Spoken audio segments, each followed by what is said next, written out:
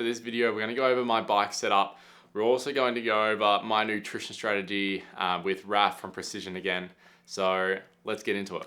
Now, this video isn't sponsored, but it is endorsed by Bamboo Labs. So massive thank you to the guys at Bamboo Labs for sending me their X1C printer because without it, none of my bike setup would have been possible. And without Tim, my bike would not have also been possible. So let's get stuck into it. Let's run over my current setup and the fueling strategy for the Ironman.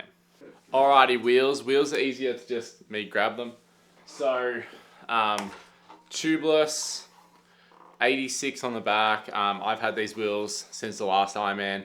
Not changing them, just new tires. The tires are GP 5000s, so no more 10 walls, just an all black tire. And that is going to be the wheel, and a 56 on the front. Hopefully it's small enough to not get too much crosswind and headwind because the winds are looking pretty good. That's the least I can say. The winds are looking good. I checked before and it was like 20 to 30 kilometer-hour winds with 55 kilometer-per-hour gust. So it's going to be a windy one, which means I'll probably struggle on the bike a little bit, but we'll see how we go. So they're the wheels I'm going. Not like I have many wheel options anyway. I've got trading wheels, but yeah, I'm just going to keep with what I've been riding, and I've been riding these in the wind and been learning how to use these in the wind. So yeah, I'd say I've definitely come a long way in 12 months because I used to get blown off my bike, and now I'm still scared, but like I'm not too bad. So that's that. Now I'm going to bring the bike over and we'll go through it. All right, I'm also going to show you guys my 1x64 tooth. I'm just joking. I don't have, mine's just like 35 thingy. Mine's a normal one. So whatever comes standard on the Trinity is what I've got gearing wise, and whatever the cassette is, that's just standard from whatever was on the Trinity. So there's nothing special there. So instead of the rear bottle cage that I used to hold my spares last time, I'm using a product that I printed on the Bamboo Labs that I bought from Colts 3D. So we used one of Bamboo Labs carbon fiber filament and made that. So that's where I'm keeping all my spares and Dynaplug and everything like that, just in case I don't have the best day out.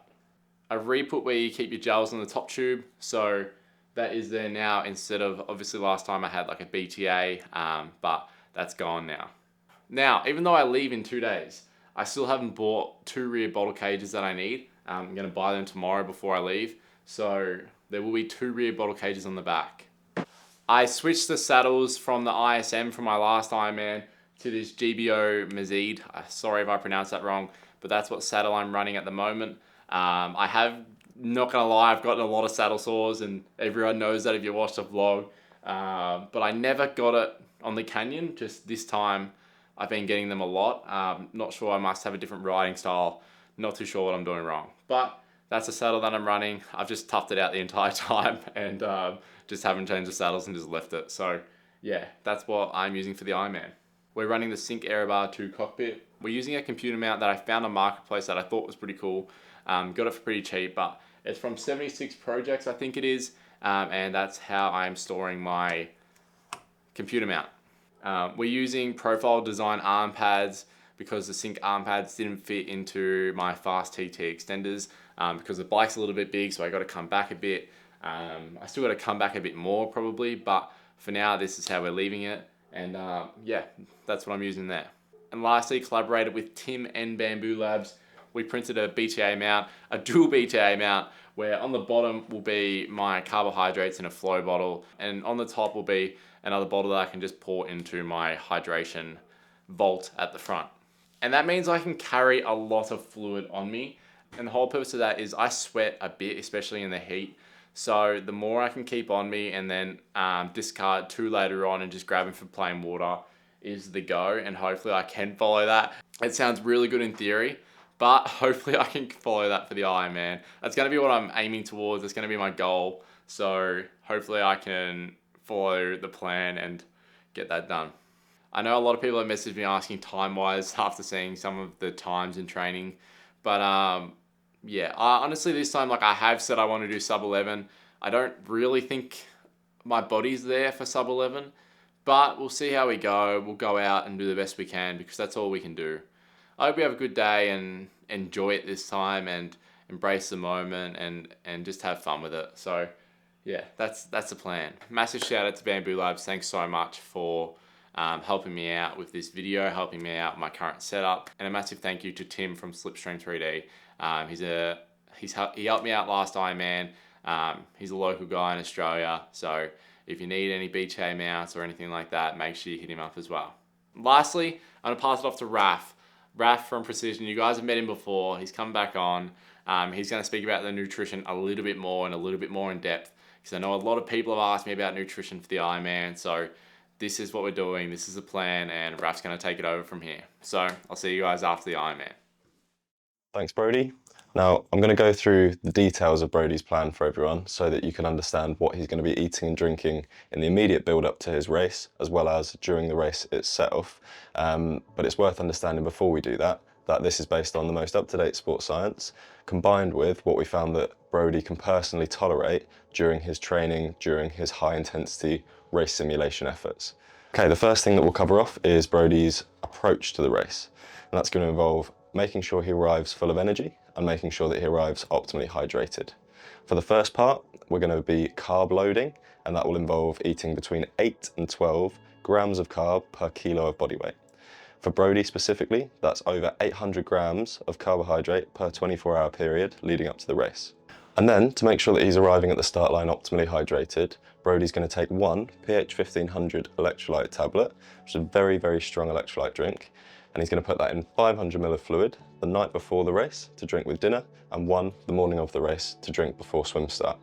That's going to encourage fluid retention in his blood and mean that he's got a greater pool of fluid to sweat from at the start of the race. So when the race starts, obviously there's not much fueling or hydrating you can do while you're swimming, and if you're drinking too much water at that point, there's probably a technique issue going on. So what we can do is a final boost of energy through a gel or a chew 15 minutes before you start. What that means is your blood glucose is going to rise just before the start of the activity, and that helps spare some of the energy that you've stored during your carb load for a little bit later during the race. So Brody's going to hop out the water and onto his bike, and we've planned his fuel and hydration strategy really specifically based on some interesting things that have been occurring with the weather in Busselton recently. In the days leading up to the race, it looks like it's going to be about 28 degrees Celsius, and then the weather forecast at the moment looks like it could drop all the way down to 21 degrees Celsius on race day. This means that the amount of fluid he's going to require drinking back could vary quite a lot, and we've left the recommendations fairly open, from 750 millilitres per hour up to about 1.25 litres per hour based on his sweat rate. To get his electrolytes in, we want to replace in proportion to what he's losing in his sweat. Now, Brody went and saw Reese at Ready Sweat Go and found out that he loses just over 1300 milligrams of sodium per litre of sweat. And that means it's going to be sensible for him to use the pH 1000 sachets and the pH 1500 sachets to replace his losses. From a fueling point of view on the bike, it was interesting looking at the weather again, because there's a whole load of wind coming in with the colder air. And that's going to make it harder for him to handle his triathlon bike. And so we thought, let's make this strategy largely bottle-based. He's going to be using the PF 300 flow gel, which is the equivalent of 10 regular gels, and pouring that into a flow bottle so that he can get his fuel without having to take his hands off the handlebars too often. With some extra caffeine gels involved as well, he'll be aiming for around 100 grams of carb per hour on the bike, and then dropping it down slightly when we get onto the run. On the run, we found that during training, it's a little bit harder for Brody to tolerate the same amount of fuel that he can consume on the bike. So we're going to drop the levels down from around 100 grams per hour to about 70 grams per hour so that he can be more comfortable out on course. His strategy here for both fuel and hydration is going to be picking up a 500 milliliter soft flask in T2 and running out onto the marathon course with that. So what we're going to do in that soft flask is empty a whole bunch of gels in there, enough to see him through to halfway on the marathon, some plain water and some electrolyte sachets so that he can have quite a strong mix that he'll effectively dilute when he goes past aid stations and picks up plain water. Then at halfway, Ironman provide a storage area where he can pick up a second soft flask and then go through to the finish line by rinsing and repeating the same strategy. Again, this is all going to be supplemented with caffeine gels in his back pocket, and what we're aiming for here is a recommendation of around 6 milligrams of caffeine per kilo of body weight. So if Brody were to weigh 80 kilos on the start line, his 6 milligram per kilo recommendation would be 480 milligrams of caffeine. Just for context, that is the equivalent of just under 5 caffeine gels that we can provide him.